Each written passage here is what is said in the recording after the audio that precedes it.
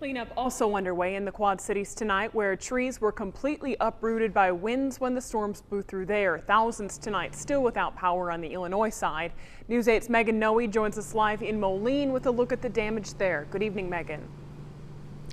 Good evening, Denise. I'm just off 16th Street in Moline, and you can see the mess still left behind after winds knocked a large branch down into the road. Now, public works crews did come through earlier this evening and clear it out of the street, a job that's going to keep them busy for the next couple of days as cleanup just begins. As storm sirens rang out, the damage was already done. At first, I thought it was a tornado that was going through.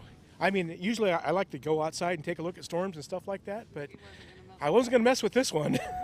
On 15th Street in Moline, 2 trees uprooted. We were watching out the window. I had just pulled the furniture back to closer to the house because it was getting windy, and then it started pouring, so we ran in the house, and then he's like, oh, the tree's going down. And just down the road, more mess.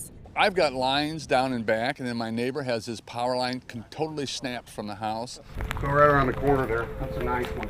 A huge tree took out fences and plenty of power lines, knocking out electricity for much of the area. It just blew through out of nowhere. I had checked the radar and thinking, well, okay, we got a line of thunderstorms coming through. This has been going on all day long, right? And all of a sudden, all this wind just started, and you started hearing cracking and popping. In all, there's damage on more than 21 city blocks, including at least 100 trees. Now we got to figure out how we're going to get the car out.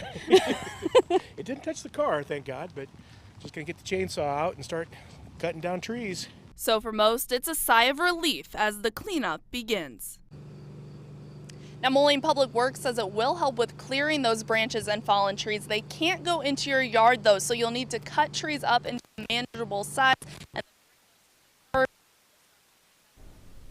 days. Reporting live in Moline, Megan Noe, WQAD News 8. Thank you.